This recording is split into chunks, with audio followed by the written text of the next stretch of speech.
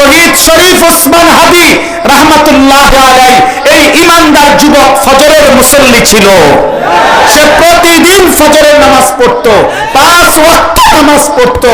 আল্লাহর প্রতি পাক্কা ঈমান, দেশ প্রেম তার পুরা কলিজার ভিতরে।